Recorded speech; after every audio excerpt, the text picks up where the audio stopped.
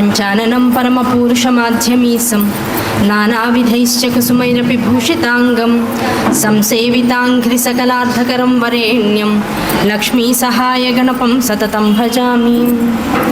అరుణాం కరుణాతరంగితాక్షీం ధృతపాశాంకుశపుష్పబాణచాపాం అణిమాదిభిరావృతాం మయూఖైః అహమిత్యేవ విభావయేద్భవానీ. బిందుత్రికోణవసుకోణదశారుగ్మన్వస్త్రనాగదళ షోడశపత్రయుక్తవృత్తత్రయం చ ధరణీ సదనత్రయం చ శ్రీచక్రరాజ ఉదితః పరదేవతాయాః. గురుర్బ్రహ్మా గురుర్విష్ణుర్గురుర్దేవో మహేశ్వరః గురుః సాక్షాత్ పరబ్రహ్మ తస్మై శ్రీగురవే నమః. గురవే సర్వలోకానాం భిషజే భవరోగిణాం నిధయే సర్వవిద్యానాం దక్షిణామూర్తయే నమః. సదాశివసమారంభాం వ్యాసశంకరమధ్యమాం అస్మదాచార్యపర్యంతాం వందే గురుపరంపరాం.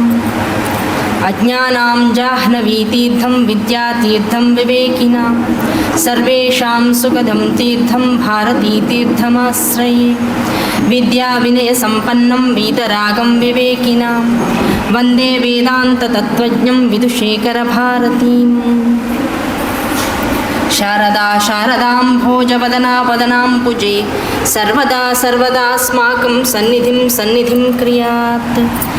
సర్వచైతన్యరూపాం తాం ఆద్యాం విద్యాం చ ధీమహి బుద్ధిం యానః ప్రచోదయాత్. జ్ఞానానందమయం దేవం నిర్మలస్ఫటికాకృతిం ఆధారం సర్వవిద్యానాం హయగ్రీవముపాస్మహే. ఆపదామపహర్తారం దాతారం సర్వసంపదాం లోకాభిరామం శ్రీరామం భూయో భూయో నమామ్యహం. పూజ్యాయ వాయుపుత్రాయ వాగ్దోషవినాశన సకల విద్యాం కురు మే దేవ రామదూత నమోస్తుతే. శ్రీమాత్రే నమః. శ్రీ గురుభ్యో నమః. సభాయే నమః. ఆషాఢమాసంలో అద్భుతమైనటువంటి కార్యక్రమం కోటి కుంకుమార్చన అంతర్గతంగా దేవీ భాగవతం అనబడేటువంటి అమ్మ తత్వాన్ని, అమ్మ బోధని ఈ జగత్తు నడిపించడానికి అమ్మ చేసేటువంటి సంకల్పాలను, ఆ సంకల్పాల వెనకాల ఉన్నటువంటి సృష్టి రహస్యాన్ని, వీటన్నిటిని తెలుసుకునే ప్రయత్నంలో నిన్న దేవీ మహాత్మ్యం అనేటువంటి దేవీ భాగవత స్వరూప విలాసాన్నంతటినీ కూడా తెలుసుకునేటువంటి ప్రయత్నం చేశాం. ఇవాళ రోజున దేవీ భాగవతం ప్రథమ స్కందంలో ఉండేటువంటి విషయాలు తెలుసుకునే ప్రయత్నం చేసుకుందాం. ఈ దేవీ భాగవతం అనేటువంటిది కేవలం దేనికోసమై వచ్చింది అంటే, వ్యాసుడు ఎన్ని పురాణాలు రాసినా మనస్సు శాంతతను పొందక శాంతమును పొందేటువంటి ప్రయత్నంగా దేవీ భాగవత రచన చేశారు అనేటువంటిది పురాణ ఇతిహాసాలు మనం చెప్పేటువంటి విషయం. ఈ వ్యాసుల వారు అష్టాదశ పురాణాలను రచించారు. దానికి తగ్గ శ్లోకాలు ఉంటాయి. ఆ శ్లోకాలతో పాటుగా అసలు పురాణం అంటే ఏమిటనేటువంటి విన్యాసాలు ఉంటాయి. ఇవన్నీ తెలుసుకోవడం అనేటువంటిది చాలా ఎలాబొరేటెడ్గా మనం దేవీ భాగవతం చెప్పుకునేటువంటి సందర్భంగా చెప్పుకుందాం. ఏ వ్యాసుల వారైతే ఈ అష్టాదశ పురాణాలన్నింటినీ కూడా రాస్తూ వచ్చారో వారికి పుత్రకాంక్ష కలిగిందట.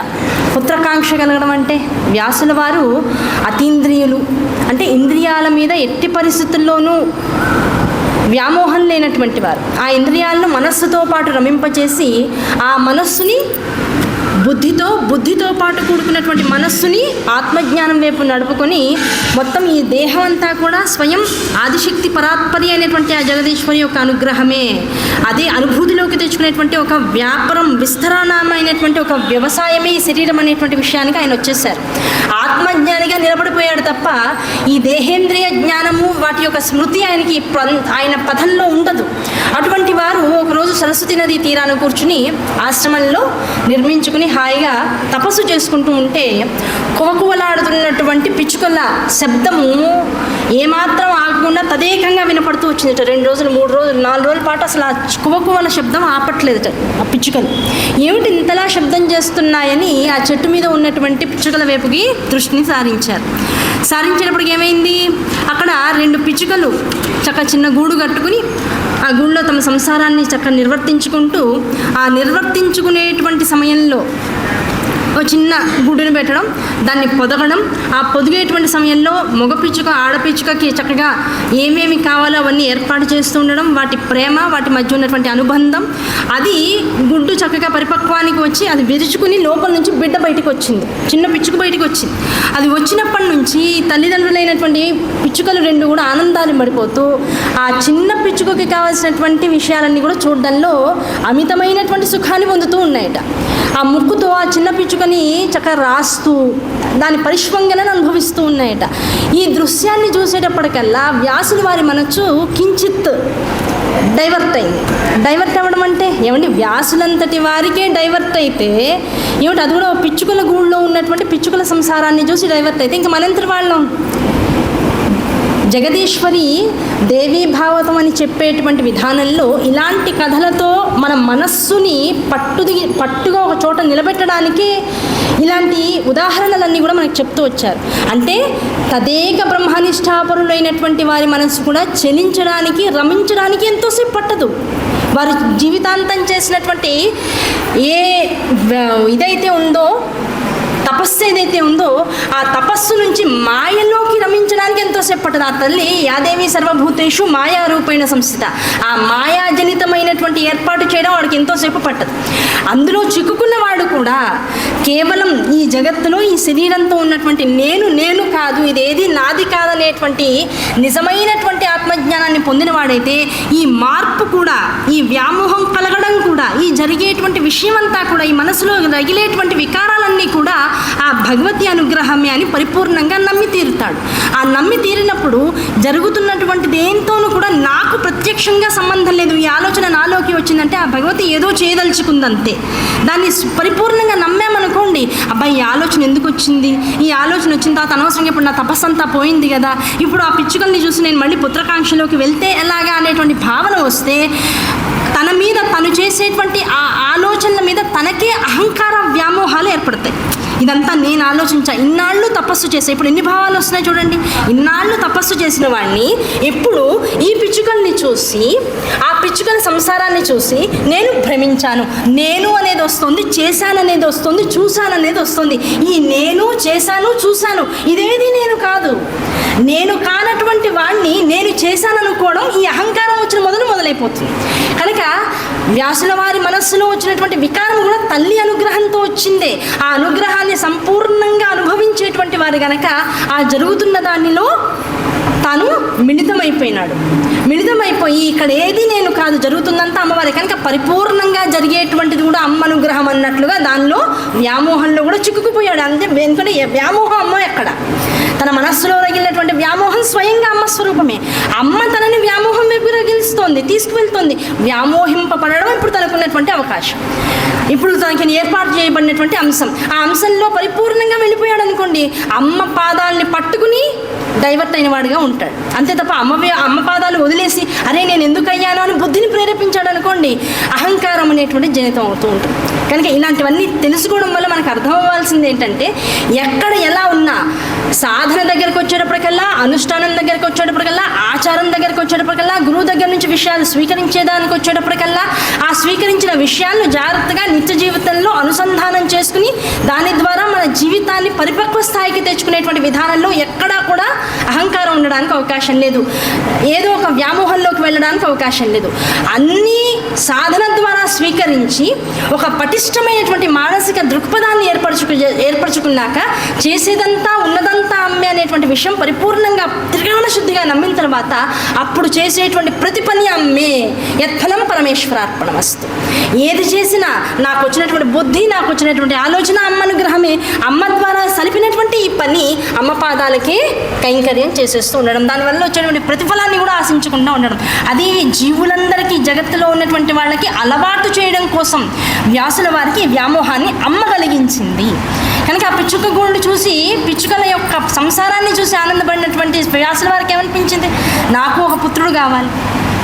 దేనికయ్యా పుత్రుడు, ఇగో ఇంత ఏదో బ్రహ్మ విజ్ఞానాన్ని సంపాదించాను, ఆ బ్రహ్మ విజ్ఞానమే నా ఆస్తి. పిల్లలు ఉంటే ఆ బ్రహ్మ విజ్ఞానం అంతా కూడా నా పిల్లలకి ఇస్తాను కదా, లేకపోతే నా తర్వాత ఈ విద్యని విజ్ఞానాన్ని ఎవరు ముందుకు తీసుకువెళ్ళేవాళ్ళు? అది మొట్టమొదటిది.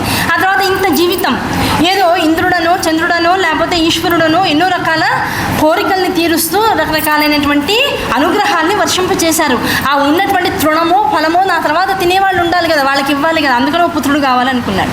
ఈ శరీరం పడిపోయిన తర్వాత దీనికి ఒక చితి ఏర్పాటు చేసి సద్గతులు కలిగించాలి కదా, కనుక ఆ చితి పెట్టడానికైనా నాకు కొడుకు కావాలనుకున్నాడు. ఇన్ని రకాలు వచ్చిన తర్వాత ఆ పిచ్చుకలు ఆ చిన్న పిచ్చుకను చూసి పరిష్వంగా అంటే దాన్ని కౌగిలించుకుంటున్నాయి. అలా ఒక పుత్రుడు ఉంటే ఆ పుత్రుడిని దగ్గర తీసుకుని వాడు నన్ను ముద్దు పెట్టుకుంటుంటే నేను వాడు ముద్దు పెడుతున్నటువంటి ఆ తడినంతా అనుభవించి ఆహా నా కొడుకని గుండెలకి వాడిని హత్తుకుంటే ఆ సుఖాన్ని ఈ జన్మలో అనుభవించాలి. అది అనుభవిస్తే ఎంత ఆనందంగా ఉంటుంది. ఆ ఆనందం అనుభవించిన వాడికి అర్థమవుతుంది తప్ప ఇంకొకళ్ళకి అన్యులకు అర్థం అవడానికి అవకాశం లేదు. కనుక నాకు పుత్రుడు కావాలి. ఇవన్నీ కూడా మనసులో తనకి తానుగా చెప్పుకుంటున్నాడు. ఇన్ని రకాలుగా పుత్రుడు కావాలి కావాలి కావాలనుకుని చివరికి ఏం చేశాడు, నేను పోయిన తర్వాత చితి ఎలాగైతే ఏర్పాటు చేసి ఉత్తమగతులు ఎలా ఇవ్వాలో దాంతోపాటు గైలో శ్రాద్ధం పెడతాడు కొడుకునేవాడు ఉంటే, అవునా కదా. ఆ తర్వాత పున్నామ నరకం నుంచి నన్ను బయటికి తీసుకొస్తాడు కొడుకునేవాడు ఉంటే. వీటన్నింటి కోసం నాకు కొడుకు కావాలి అని ఫైనల్గా డిసైడ్ అయిపోయి ఇప్పుడు ఏం చేశాడు, ఈ కొడుకు కావాలనేటువంటి వ్యామోహం నా మనసులోకి వచ్చింది కనుక ఆ కొడుకు కోసం ఇప్పుడు నేను తపస్సు చేయాలి. తపస్సు చేయాలంటే ఇక్కడ ఉండేటువంటి ఈ ఆశ్రమంలో కుదరదు. సంకల్పం గట్టిగా ఉంది కనుక ఆ సంకల్ప సిద్ధి కోసం నేను మేరు పర్వతం దగ్గరికి వెళ్ళిపోవాలి. మేరు పర్వతం దగ్గరికి వెళ్ళిపోయాడు. మేరు పర్వతం మీద చిన్నగా తనకు కావాల్సినటువంటి తపో నిష్టకి కావాల్సినటువంటి ఏర్పాట్లన్నీ చేసుకున్నాడు. కూర్చున్న తర్వాత ఇప్పుడు ఏమిటి ఆలోచన, ఈ పుత్రకాంక్షతో ఏ దేవతని పట్టుకుంటే, ఏ దేవుణ్ణి పట్టుకుంటే, ఏ తపస్సు ఎటువంటి విధానంలో చేస్తే నాకు సుపుత్రోదయం కలుగుతుంది. ఆ సుపుత్రోదయం కలిగిన తర్వాత వాడి వలన నేను ఉద్ధతిని పొందాలి కనుక ఎవరిని నేను అనుష్ఠించాలి అనేటువంటి ఆలోచన ఆయన మనసులోకి వచ్చింది. ఆలోచన రాగానే ఏం చేసుకున్నాడు, ఆలోచనతో ముందు వచ్చిన తపస్సు చేశాడు. అసలు ఎవరిని పట్టుకోవాలి, నా కోరిక తీర్చేటువంటి వాళ్ళు ఎవరున్నారు అని వెంటనే అనుకుంటూ ఉంటే ఆయన మానసిక దృఢత్వాన్ని సంకల్పాన్ని తెలుసుకునేటువంటి వాడు ఎవడయ్యా అంటే అన్ని లోకాలు తిరిగేటువంటి వాడు నారద మహాముని. ఆయన వచ్చి చెప్పాడు, అయ్యా ఏమిటి మనస్సు అలా ఉంది, మొహం ఏమిటి అలా ఉంది, పీక్కుపోయి ఉంది, ఏమిటి ఆలోచిస్తున్నావు అన్నారు. చెప్పాడు, నాకు ఇలా పుత్రకాంక్ష కలిగిందండి, కాకపోతే ఎవరి గురించినటువంటి తపస్సు చేయాలో అర్థం కావట్లేదు, కనుక మీరు పెద్దలు వచ్చారు, నన్ను సరైనటువంటి మార్గనిర్దేశం చేసి నన్ను అనుగ్రహించండి అన్నాడు. అనుగ్రహించండి అంటే వెంటనే నారదుడు చెప్పాడు, అయ్యా నీకు ఇప్పుడు ఈ డౌట్ వచ్చింది కదా, ఈ సందేహమే నాకు కొన్ని సంవత్సరాల క్రితం వచ్చింది. ఏమిటా డౌట్ అంటే, ఓ రోజు నేను నా తండ్రి గారిని కలవాలి, కొన్ని సందేహాలు తీర్చుకోవాలనేసి బ్రహ్మలోకానికి వెళ్ళాను. నా తండ్రి గారు బ్రహ్మ, ఆయన లోకానికి వెళ్ళాను. నేను వెళ్ళేటప్పటికీ ఆయన పద్మాసనం వేసుకుని పద్మంలో కూర్చుని ప్రశాంతంగా తపస్సు చేసుకుంటూ కూర్చున్నారు. నాకు వెంటనే డౌట్ వచ్చింది, నన్ను పుట్టించింది ఆయన, సకల లోకాలని సృష్టించేది ఆయన, ఇంత సృష్టికర్త అయినటువంటి బ్రహ్మదేవుడు నా తండ్రి అయినటువంటి వాడు, సకల వేద స్వరూపుడు, సకల వేదాల్ని విభాగం చేసినటువంటి వాడు, 4 ముఖములతో నిత్యము 4 వేదాల్ని చక్కగా చదువుతూ ఉండేటువంటి వాడు, ఈయన ఎవరి గురించి తపస్సు చేస్తున్నాడు, ఈయనకి ఇంకా తపస్సులో ఇది నా సంకల్పము, ఇది నా ఉద్ధతి అని చెప్పేందుకు ఇంకేమన్నా మూర్తి ఉన్నదా అనేటువంటి డౌట్ ఆయనకు వచ్చింది. ఆయన తండ్రి గారు తపస్సు చేసి బయటికి ఆ తపస్సులోంచి వచ్చేదాకా కూడా అక్కడే మౌనంగా కూర్చుని వారు కళ్ళు తెరిచిన తర్వాత అప్పుడు నమస్కరించి, ఎందుకు ఈ విషయాలన్నీ చెప్తున్నారు వ్యాసుల వారి దేవి భావతంలో జాగ్రత్త పట్టుకోవాలి. తపస్సు చేసుకునేవాడిని కానీ, ధ్యానం చేసుకునేటువంటి వాడిని కానీ, జపం చేసుకుంటునేటువంటి వాడిని కానీ, గుళ్ళో దేవుడికి నమస్కారం చేసుకునేటువంటి సమయంలో కానీ, అనారోగ్యంతో ఉన్న సమయంలో కానీ, ఇలాంటి విపత్కర సమయాల్లో ఉన్నటువంటి వాళ్ళకి నమస్కరించకూడదు. వారు చేసేటువంటి పనిలోంచి వారు బయటికి వచ్చిన తర్వాత నమస్కారం పెట్టాలి. అంతే తప్ప వారు ఆ భంగిమల్లో ఉన్నప్పుడో, వారు అలా కూర్చున్నప్పుడో, మన వైపు చూడనప్పుడు నమస్కారాలు చేసి మన వైపుకి ఆకర్షణ చేసుకోకూడదు. అది మహాపాపం అని చెప్తుంది శాస్త్రం. అందుకని బ్రహ్మగారు తపస్సులోంచి బయటకు వచ్చేదాకా నారదుల వారు అక్కడే కూర్చున్నారట. కూర్చుని ఆయన తపస్సులోంచి బయటకు వచ్చాక నమస్కరించి మొత్తం కుశల ప్రశ్నలన్నీ వేసిన తర్వాత, తండ్రి నాకు చిన్న సందేహం కలిగిందయ్యా. ఆ సందేహం ఏమిటంటే, సకల జగత్తులకి సృష్టికర్త అయినటువంటి మీరు ఎవరిని ఉద్దేశించి తపస్సు చేస్తున్నారో నాకు కనుక్కోవాలని ఉంది, నాకు తెలుసుకోవాలని ఉంది అన్నారు. అప్పుడు వెంటనే నారద మంచి ప్రశ్న వేశావయ్యా, నాకు ఈ ప్రశ్న నాకు వచ్చింది ఎప్పుడో తెలుసా, ఒకసారి నాకు వచ్చినటువంటి కొన్ని సందేహాన్ని తీర్చుకోవడం కోసం విష్ణులోకానికి వెళ్ళాను. నా తండ్రి ఎవరు? విష్ణుమూర్తి. ఆయన నాభికమలం నుంచి కదా నేను పుట్టాను. విష్ణుమూర్తి దగ్గరికి వెళ్ళాను. నేను వెళ్ళేటప్పటికల్లా ఆయన విశేషమైనటువంటి యోగ నిద్రలో ఉండి తపస్సులో ఉన్నారు, జపం చేసుకుంటూ ఉన్నారు. అదేమిటి, నా తండ్రి జగత్కర్త కదా, జగత్తునంతటిని కూడా స్థితి పాలన చేసేటువంటి వాడు కదా, ఆయన ముందు మొత్తం సకల దేవీ దేవతా స్వరూపాలన్నీ కూడా ప్రణమిల్లుతాయి కదా, మొత్తం జగత్తులో ఉండేటువంటి వారందరూ కూడా జగత్ప్రభు జగత్కారణ అని నా తండ్రిని కొలుస్తూ ఉంటారు కదా, అటువంటి నా తండ్రి ఎవరిని గురించినటువంటి తపస్సు చేస్తున్నారు, ఆయన ఉద్దేశంలో ఆయన జపించేటువంటి ఆ మూర్తి వైభవం ఏమిటి అది తెలుసుకోవాలనేటువంటి కోరిక నాకు కలిగి ఆయన తపస్సులోంచి బయటకు వచ్చేదాకా నేను ఆ విష్ణులోకంలోనే కూర్చొని వారు తపస్సు నుంచి బయటకు వచ్చిన తర్వాత ఇదే ప్రశ్న వారిని అడిగా. అయ్యా, నీ నాభీకమలంలోంచి పుట్టినటువంటి వాడిని నేనే సృష్టికర్తనయ్యాను అంటే నీ శక్తి ఎంత గొప్పది, నువ్వు జగత్కారకుడివి, జగత్తులన్నింటినీ కూడా రక్షించేటువంటి వాడివి, వాటి పరిపాలనా సామర్థ్యాన్నంతటినీ నీ ఎందుకు కలిగినటువంటి వాడివి, జగత్తులనే పరిపాలించగలిగిన వాడివి, జగత్తులని సృష్టించేటువంటి వాడిని నన్ను నీ నుంచి జగత్తులోకి తీసుకొచ్చినటువంటి వాడివి, అంత సమర్థుడైనటువంటి వాడివి, నువ్వు ఎవరి గురించి తపస్సు చేస్తున్నావు తెలుసుకోవాలనేటువంటి కోరిక నాకు అమితంగా ఉందయ్యా అన్నారు. వెంటనే శ్రీహరి మా తండ్రి అయినటువంటి విష్ణుమూర్తి నవ్వుతూ అన్నారట, బ్రహ్మదేవా ఒక్క విషయం చెప్తాను గుర్తుపెట్టుకో. ఏమిటయ్యా అంటే, నువ్వు అంటే బ్రహ్మదేవుడు, నేను అంటే విష్ణుమూర్తిని, అలాగే శివుడు, ఈ ముగ్గురు కూడా సృష్టి స్థితి లయకారకులని జగత్తంతా నమ్ముతుంది, అందులో సందేహం లేదు. కానీ నువ్వు నేను శివుడు జగత్తులోకి వచ్చిన తర్వాత నువ్వు సృష్టి మాత్రమే చేయగలుగుతున్నావు, నేను స్థితి మాత్రమే చేయగలుగుతున్నా, శివుడు సంహార కార్యాన్ని మాత్రమే చేయగలుగుతున్నాడు. అంతకి మించి నీకు ఎప్పుడన్నా ఒంట్లో బాగాలేకపోతే నీ కార్యాన్ని నేను ఒంటి మీద వేసుకుంటున్నానా, నెత్తి మీద వేసుకుంటున్నానా, వేసుకోగలుగుతానా? లేదు. అలాగే నాకేదైనా వైక్లభ్యం వచ్చినప్పుడు నేను చేసే పని నువ్వేమైనా పంచుకోగలుగుతున్నావా? లేదు.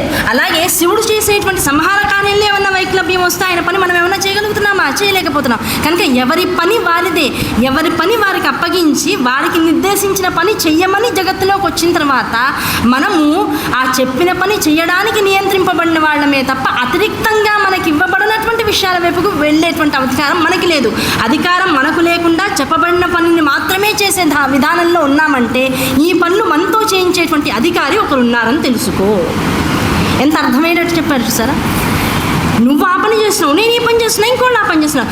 ఎవరమో మన ముగ్గురులోనే ఈ పనిని ఒకళ్ళకొకళ్ళు మార్చుకుని ఇంకొకళ్ళ పని చేసేటువంటి అధికారం లేనటువంటి వాళ్ళం. ఈ అధికారం ఏది మనది కాదు, ఈ పని ఇప్పుడు నేను చేయలేను అంటే ఆపలేని వాళ్ళం. ఈ సృష్టి జరుగుతున్నంతకాలం, ఈ యుగం నడుస్తున్నంతకాలం ఈ పనిలోనే మనం ఉంటామనుకునేటువంటి వాళ్ళం.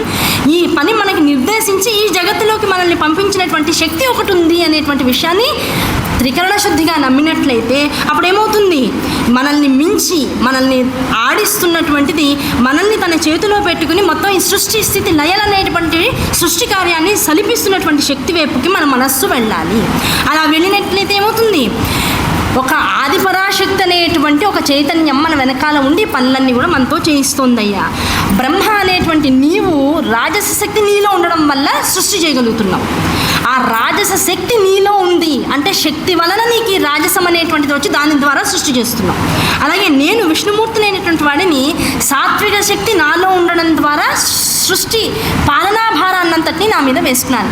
ఆ పాలనాభారం నా మీద వేసుకున్నాను అంటే నాలో ఉండేటువంటి సాత్విక శక్తి ఏదైతే ఉందో దానివల్ల నాకు ఈ అనుగ్రహం లభించింది. ఆ శక్తి లేకపోతే నేను యోగ నిద్రకి వెళ్ళిపోతాను, గుర్తు తెచ్చుకో. అలాగే శివుడిలో తామసిక శక్తి అనేటువంటిది చైతన్య స్వరూపంగా ఉంది. ఆ శక్తి లేకపోతే ఆయన సంహార కార్యం చేయడానికి అవకాశం లేదు. కనుక ఈ మూడింటిలో కూడా శక్తి వలన కార్యజయం జరుగుతోంది మనకి. కనుక ఆ శక్తి ఎవరు? ఆ శక్తి లేని రోజున ఏమవుతుంది? సృష్టి అంతా ప్రళయకారకం అయిపోతుంది. ఆ సృష్టి అంతా కూడా నీళ్ళతో నిండిపోతుంది. ఇంకా నువ్వు లేదు, నేను లేదు, శివుడు లేడు, ముగ్గురం కూడా అచేతనంగా ఉండిపోతున్నాం. మళ్ళీ ఏ చైతన్యం అయితే ఆకాశవాణిగా వినబడి మళ్ళీ సృష్టి కార్యాన్ని సల్పమనేటువంటి ఒక మెసేజ్ ఇస్తుందో ఆ మెసేజ్ ద్వారా మళ్ళీ యుగ ప్రారంభం అనేటువంటి జరుగుతుంది తప్ప ఆ శక్తి లేకపోతే మనం కూడా లేము. కనుక ఏ శక్తి చైతన్యం అయితే జగత్తులన్నింటికీ కారణభూతమైందో, ఏ జగత్ చైతన్యం అయితే మొత్తం బ్రహ్మ విష్ణు మహేశ్వరులైనటువంటి సృష్టి స్థితి లయమనేటువంటి రాజసిక తామసిక సాత్విక శక్తులకు కూడా ఆధారభూతమైందో ఆ శక్తి స్వరూపాన్ని నిరంతరము ముగ్గురం కూడా కొలుస్తూ ఉండాల్సిందే, ధ్యానిస్తూ ఉండాల్సిందే. ఇంకొక విషయం గట్టిగా గుర్తుపెట్టుకో, ఆ శక్తి అధీనంలో ఉన్నటువంటి వాళ్ళం మనము, అంతే తప్ప మనం స్వతంత్రులం కాదు. ఆ స్వతంత్రత మనకుంటే ఈ జగత్తు ఎప్పుడు ఆగాలి, ఎప్పుడు నడవాలి, ఎప్పుడు మనం రెస్ట్ తీసుకోవాలి, ఎవరో సెలవు కావాలి, ఇవన్నీ మనం ఆలోచించుకుంటాం. అదేది మనకి మన మీద ఉన్నది భారం కాదు. అదంతా ఆవిడ ఎలా నిర్ణయించిందో అలా జరుగుతూ ఉంటుంది. కనుక మనం పరాధీనులం, ఆవిడ అధీనంలో ఉన్నటువంటి వారము. అలాగే ఈ శక్తి అంతా కూడా తన ఇష్టానుసారం ఈ జగత్తును నడిపేటువంటి స్వతంత్రత కలిగి ఉన్నటువంటి ఏకాస్వరూపం గుర్తుపెట్టుకో. అటువంటి ఏకాస్వరూపం ఏదైతే ఉందో ఆ ఏకాస్వరూపాన్ని నేను నిత్యం ధ్యానిస్తున్నానయ్యా. నీకు గుర్తుందా, ఒకప్పుడు ప్రళయ సముద్రంలో నువ్వు ఒంటరిగా ఉన్నప్పుడు నిన్ను మధుకైటపులు అనేటువంటి వాళ్ళిద్దరు వచ్చి భయపెట్టారు, అవునా కదా? ఆ మధుకైటపులు ఇద్దరు అనేటువంటి వాళ్ళు నిన్ను భయపెట్టేటప్పటికల్లా నువ్వేం చేసావు? నా కోసం పరిగెత్తుకుంటూ వచ్చావు. నేను యోగ నిద్రలో ఉన్నాను. ఆ యోగ నిద్ర నుంచి నన్ను బయటికి తీసుకురావడం కోసం నువ్వేం చేసావు? ఆ యోగ నిద్రా స్వరూపంలో ఉన్నటువంటి నిద్రాశక్తిని స్తోత్రం చేసావు. ఆ నిద్రాశక్తిని స్తోత్రం చేస్తే అప్పుడు నేను యోగ నిద్రలోంచి బయటకు వచ్చాను. అంటే నేను పోయేటువంటి నిద్ర కూడా నా అధీనంలో లేదు. ఇంకా నేను ఎక్కడ నా అధీనంలో ఉంటాను? అలాగే ఇంకొకసారి హయగ్రీవ ఉత్పత్తి జరిగినప్పుడు ఒక చిన్న ధనుస్సు మీద తల ఆంచి పడుకున్నటువంటి నేను వమ్రి అనేటువంటి కీటకం ద్వారా తల పూంచుకుపోయి ఎక్కడ పడిందో కూడా తెలియకుండా ఉంటే అప్పుడు దేవతలందరూ కూడా కలిసి బ్రహ్మదేవుడి సహాయంతో అమ్మవారి అనుగ్రహంతో హయము అంటే గుర్రము యొక్క తలకాయ తీసుకొచ్చి నాకు పెట్టారు. ఆవిడ అనుగ్రహంతో, ఆవిడ సంకల్పంతో జరిగినటువంటి కార్యంలో హయగ్రీవుడు అనబడేటువంటి రాక్షస సంహారం కోసం నేను హయగ్రీవ అవతారం అమ్మవారి అనుగ్రహంతో సంకల్పంతో ఎత్తవలసి వచ్చింది. ఆవిడ సంకల్పంతోనే నా తలకాయ కూడా ఎగిరిపోయింది. నీకు గుర్తుందా ఇవన్నీ కూడా? కనుక ఈ కార్యాలన్నీ కూడా నీ కళ్ళెదురకుండానే మన సమక్షంలో జరిగినటువంటి విషయాలు. అంటే ఇప్పుడు దీనివల్ల నీకేమర్థమవుతుంది? ఇదేది కూడా మన చేతుల్లో లేదు. ఇదంతా కూడా ఒకరు నడిపిస్తున్నారు. ఆ నడిపించేటువంటి శక్తి అధీనంలో ఉన్నటువంటి వారం ఆ శక్తి ఎలా నడిపిస్తే ఏది ఎప్పుడు ఎలా సంకల్పం చేస్తే ఆ సంకల్పానుసారంగా మన జీవితాలు నడుస్తున్నాయి. కానీ చూపించేటువంటి జరిగేటువంటి జగత్తుకంతా ఏమనిపిస్తుంది? అయ్యో, మనల్ని నడిపేది, మనల్ని సృష్టించేది, మనల్ని లయం చేసేదంతా కూడా బ్రహ్మ విష్ణు మహేశ్వరులు అనిపిస్తూ ఉంటుంది. ఈ అహంకారాన్ని మనం మొదలయ్యి ఎవరికి అర్థమవుతుంది? సృష్టి రహస్యమంతా చేస్తున్నటువంటి మనకే ఇంతవరకు అర్థం కాల. నువ్వు వచ్చిన నీ ప్రశ్న అడిగావంటే నీకు ఇప్పటిదాకా ఆ శక్తి ఎవరో తెలియదు. కనుక ఇవాటి నుంచి నా ఉపదేశంతో ఆ శక్తిని పరిపూర్ణంగా గ్రహించి ఆ శ్రీమాత అనబడేటువంటి సర్వశక్తి చైతన్యాన్ని నిరంతరము తపోనిష్టతో కొలుస్తూ ఉండు. ఆవిడ వల్ల ఏం జరుగుతుంది? మొత్తం అంతా కూడా దేవీ సంకల్పమే అనేటువంటి విషయం మనకు అర్థమయ్యి అహంకార రహితమైనటువంటి స్థితి ఏర్పడుతుంది. దాని ద్వారా చేయబడేటువంటి పనులు ఏవైతే ఉన్నాయో అవి నిర్వికారంగా చేసేటువంటి అనుగ్రహం మనకు కలుగుతుంది. అంటే అర్థం ఏమిటి? మనం చేసే ప్రతి పని బ్రహ్మ విష్ణు మహేశ్వరులు ముగ్గురైనా నిర్వికారంగా చేయాలి పనులు కాదు.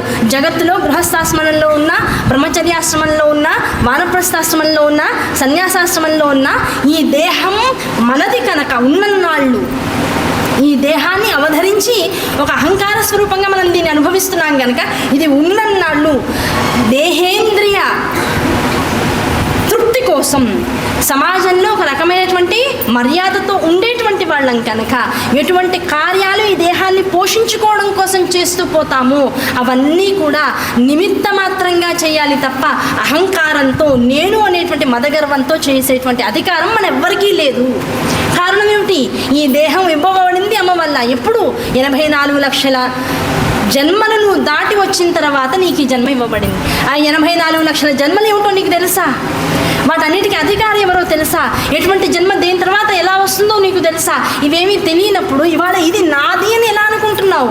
మనిషిగా ఇంద్రియాలతో పాటు, మనస్సుతో పాటు, బుద్ధితో పాటు అహంకారం కూడా నీకు ఉంది గనక, వీటన్నిటిని వెలిబుచ్చగలిగేటువంటి శక్తి నీలో ప్రచోదనం అవుతుంది గనక ఆ శక్తి ఒక మాటగా, ఒక చైతన్యంగా, ఒక దృశ్య రూపంలో, ఒక శ్రవణ రూపంలో, ఒక ఘ్రాణ రూపంలో, ఒక జిహ్వ రూపంలో, ఒక చర్మంలో అనుభవించేటువంటి శక్తి రూపంలో నీలో ఉంటుంది కనుక ఈ శక్తి అంతా నాది, ఇదంతా నేను, ఇదంతా నాకే ఉండాలనేటువంటి మదగర్వంతో ఆగిపోతున్నాం, ఊగిపోతున్నాం.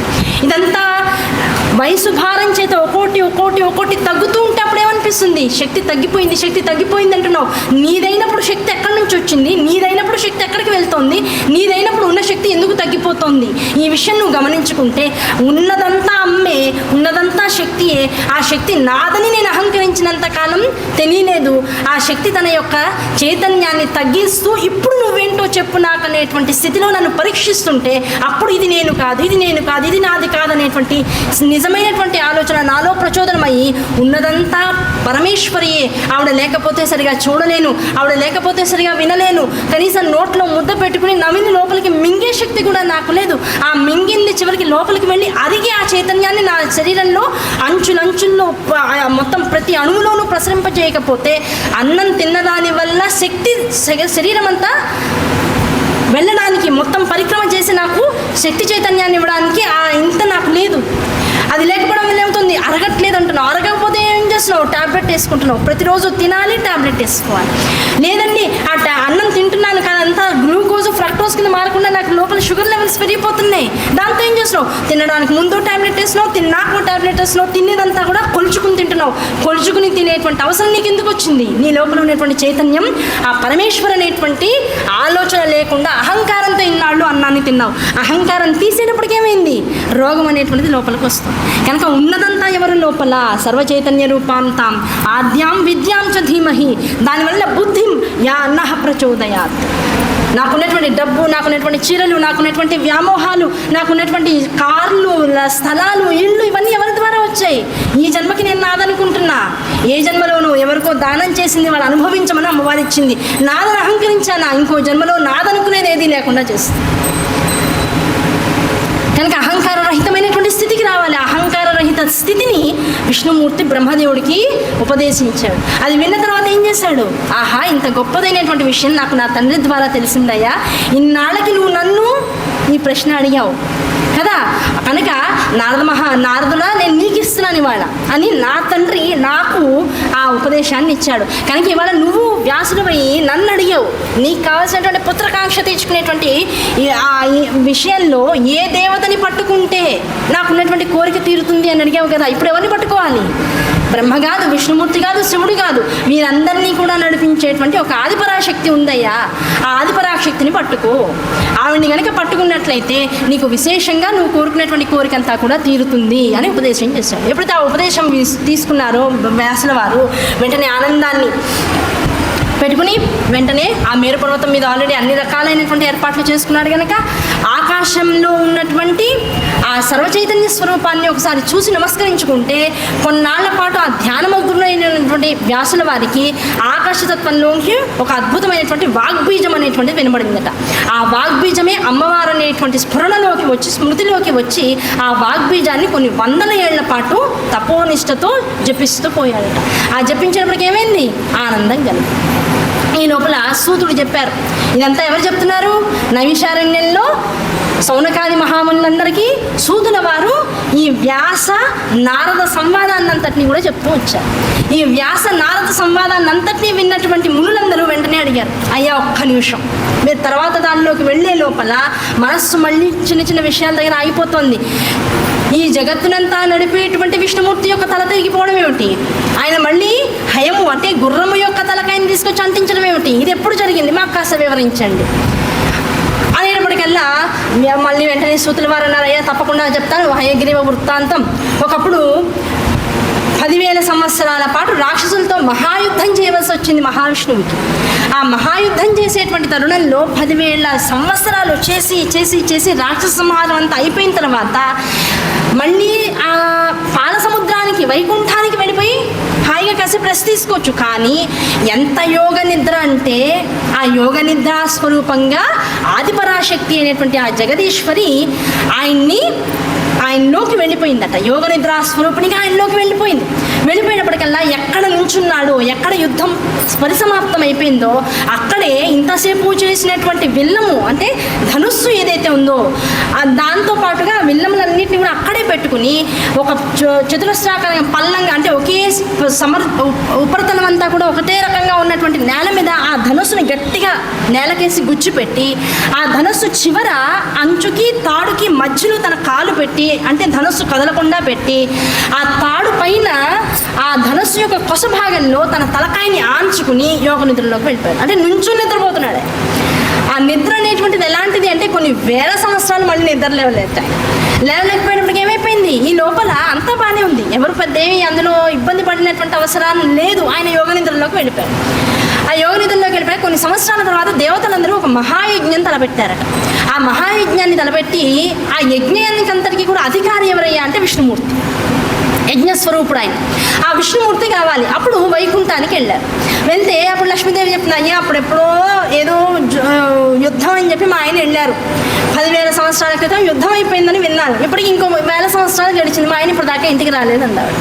అనేటప్పటికి అయ్యయ్యో ఏమైపోయాడు విష్ణుమూర్తి అని అప్పుడు అందరూ కూడా బ్రహ్మ దగ్గరికి వెళ్తే ఆయన దివ్య దృష్టితో చూస్తే ఎక్కడున్నాడు, ఎక్కడైతే దేవాసుర యుద్ధము విశేషంగా జరిగిందో ఆ యుద్ధ భూమిలోనే ఆయన అలాగా ధనుస్సును పట్టుకుని యోగ నిద్రలోకి వెళ్ళిపోయారు.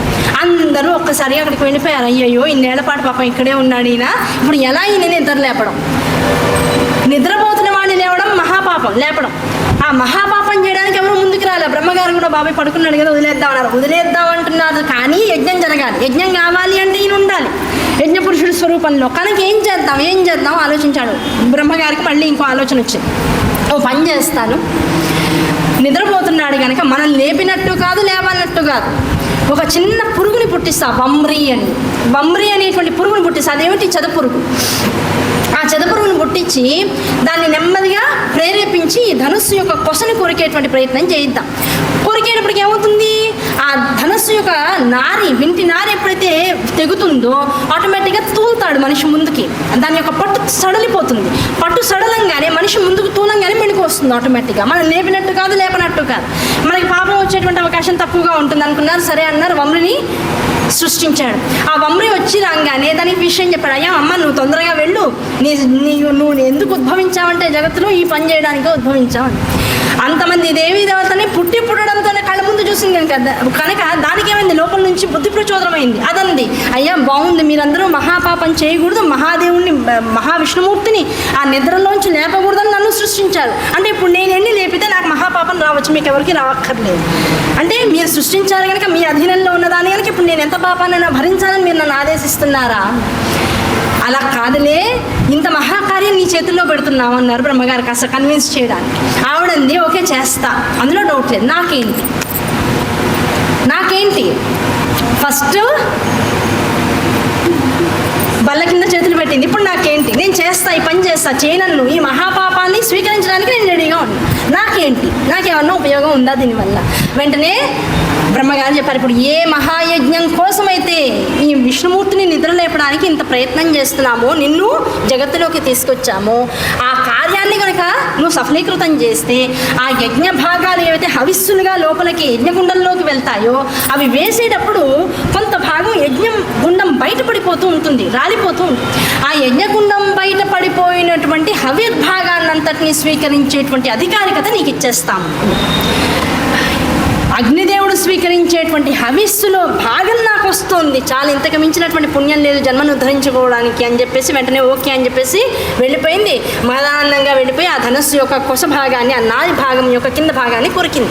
ఆ కొరికేటప్పటికి ఏమైంది, ఆల్రెడీ మనం ఏం చెప్పుకున్నాం, ధనుస్సుని నేల మీద గట్టిగా పెట్టి ఆ ధనుస్సుకి వింటినారికి మధ్యలో కాలు గట్టిగా పెట్టి ఆ ధనుస్సు కదలడానికి లేకుండా తను వరగడానికి లేకుండా చాలా పటిష్టంగా ఆ ధనుస్సును పట్టుకుని నిద్రపోతున్నాడు. ఆయన యోగ నిద్రలోకి వెళ్ళిపోయాడు.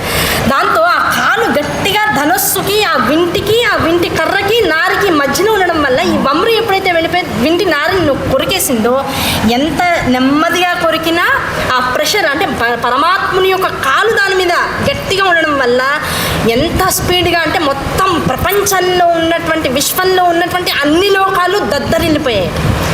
అంత ఫోర్స్లో ఆ వింటి నారి ఒక్కసారిగా పైకి ఒక కత్తి కవాటంలోంచి బయటికి తీస్తే ఒక యోధుడైనటువంటి వాడు ఒక 10 మందిని ఒక్కసారి ఇలా కత్తి ఇలా అన్నాడంటే 10 మంది తలకాయలు తెగి కింద పడేటువంటి చాతుర్యం ఏదైతే ఉంటుందో అంత చాతుర్యాన్ని ప్రదర్శిస్తూ ఆ వింటి నారి అంత ఫోర్స్తో మొత్తం పంచభూతాత్మకమైనటువంటి జగత్తులోంచి ఒక వృత్తాకారంలో ఇలా వెళ్ళి మళ్ళీ కిందకి నారాయణుడి యొక్క పాదాల దగ్గరికి వచ్చి ఆగింది అంత పెద్దగా. ఒక్కసారిగా మొత్తం భూతలం అంతా కూడా చీకటి ఆవరించిందట. మొత్తం జగత్తులో ఉన్నటువంటి జంతుజాలాలన్నీ కూడా ఘోరమైనటువంటి అరుపులతో హ్రీంకారాలు చేస్తూ భయపడిపోయినాయట. ఉన్నటువంటి జనులందరూ ఎవరైతే ఈ ప్రపంచ దేశాల్లో యుగాల్ని ఆవరించి ఉన్నారో వాళ్ళందరూ కూడా భయంతో హాహాకారాలు చేశారట. దేవతలందరూ కూడా ఒక్కసారి స్వర్గమంతా కూడా అంటే చీకట్లోకి వెళ్ళిపోయేటప్పటికల్లా ఏం జరుగుతుందో అర్థం కాకుండా కళ్ళు నులుముకుంటూ ఎవరికి వాళ్ళు కింద జగత్తు వైపుకి దృష్టిని సారించారట. ఏం జరుగుతుందో అర్థం కాల. అందరూ ఒక్కసారి మొత్తం ప్రపంచంలో జరిగినటువంటి విస్ఫోటనాలన్నీ కూడా తగ్గి అంతా కూడా ఒక స్థితికి వచ్చిన తర్వాత అప్పుడు చూసేటప్పటికల్లా ఏమైంది, కేవలం మొండెం భాగం మాత్రమే ఉంది. విష్ణుమూర్తి యొక్క తలకాయ తెగిపోయి ఎక్కడికి పడిపోయింది. ఎక్కడ పడిపోయింది కూడా ఎవరికి తెలియదు. అది మళ్ళీ దొరకపోయినప్పటికీ ఏం చేశారు, అసలు ఏమిటిదంతా, ఇంత పెద్ద విపత్త, ఏ మూర్తినైతే నిద్ర లేపి వెళ్ళి మన యజ్ఞకార్యం చేసుకుందాం అనుకున్నామో అటువంటి యజ్ఞ అధికారి అయినటువంటి వాడి యొక్క తలకాయ వెళ్ళిపోయింది. మొత్తం పాలనా కర్తృత్వాన్ని వహించేటువంటి విష్ణుమూర్తి యొక్క తలకాయ లేకుండా వెళ్ళిపోయింది. ఇప్పుడు మనకేమిటి అని రకరకాల భయాలతో అందరూ కూడా రోదనను మొదలెట్టారట. అయ్యయ్యో ఇంత పని చేసామేమిటి, ఇంత పని చేసామేమిటి అని.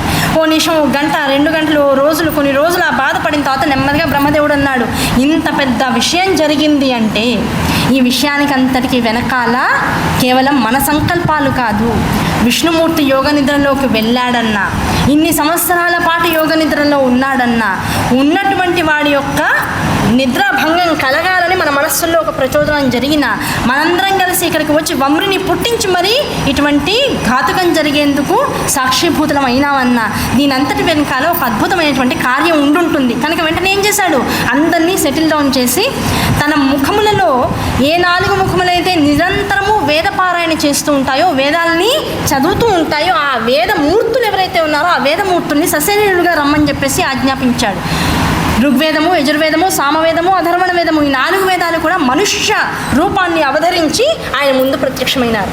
మీరందరూ కూడా కలిసి ఈ జగత్తులో ఇప్పుడు మనం దేనికైతే సాక్షులమైనానో ఈ సంకల్పం అంతా కూడా జగదీశ్వరి యొక్క అనుగ్రహం వల్ల జరుగుతుంది. ఆవిడ సంకల్పం అంతా ఇదంతా కూడా, ఇది మనమేదో చేసామనేటువంటి భ్రాంతిలోకి ఇంతసేపు వెళ్ళిపోయి బాధపడుతూ ఉన్నాం. కాదు, ఇదంతా కూడా ఆవిడేదో రచనా కేలి ఉంది ఆవిడదేదో. కనుక మీరు ఏ వేద స్వరూపాలు అయినారో ఆ వేద స్థుతి మీ ఋగ్వేద స్వరూపమైనటువంటి వాడు ఋగ్వేద స్థుతిలో అమ్మవారిని ఆరాధించండి. అలాగే అధర్వణ వేద స్వరూపాన్ని అవతరించినటువంటి వాడు అధర్వణ వేద స్వరూపంగా అమ్మవారిని ఆరాధించండి.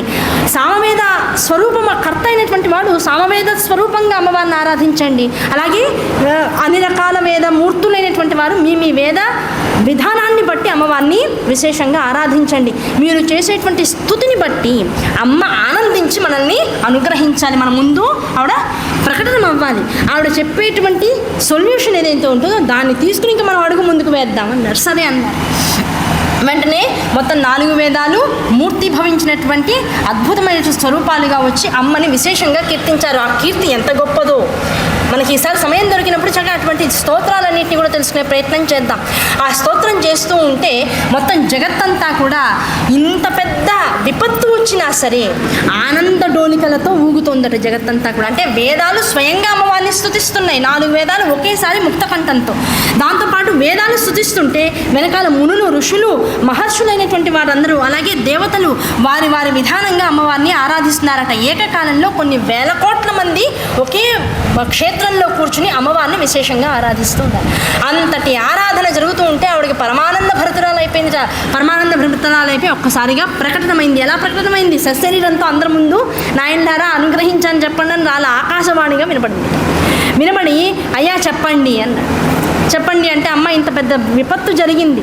ఈ విపత్తు ఏది కూడా మేము అనుకుంటే జరిగినటువంటిది కాదు. ఇది ఎందుకు జరిగిందో మాకు అర్థం కావట్లేదు. మా మనస్సు ఇప్పుడు ఏ రకంగా మేము దీన్ని పరిష్కరించుకోవాలి, సమస్య నుంచి మేము బయటికి రావాలనేటువంటి విషయం మాకు అర్థం కావట్లేదు.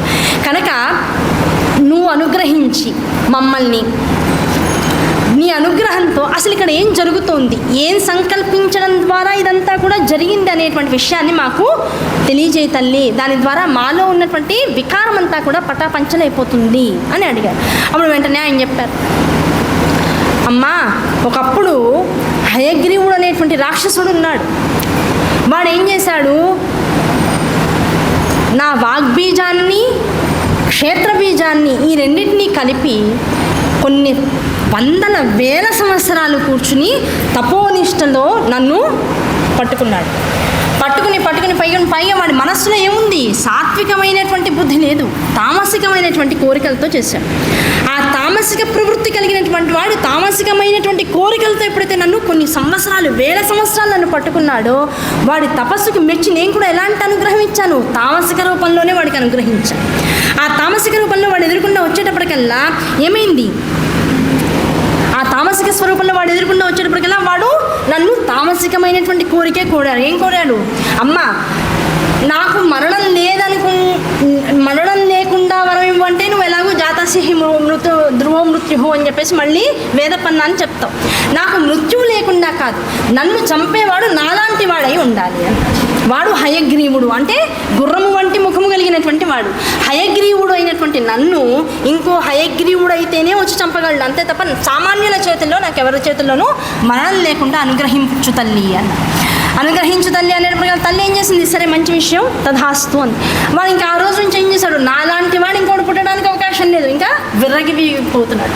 ఆ విర్రవీగిపోయినటువంటి వాడు ఎన్ని సంవత్సరాలు, ఎన్ని వేల సంవత్సరాల పాటు తపస్సు చేశాడో అన్ని వేల సంవత్సరాలు వాడు ఆనందంగా ఉండేటందుకు కావాల్సినటువంటి ఏర్పాటు చేశాడు. ఇప్పుడు ఏమైంది?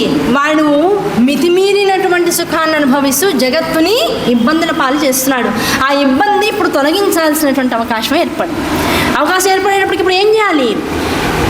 విష్ణుమూర్తి స్థితికారకుడు గనక ఆ స్థితికారకుడు స్వరూపంలో ఉన్నటువంటి ఆయన ద్వారా హయగ్రీవ ఉత్పత్తి చేయాలని సంకల్పించాను.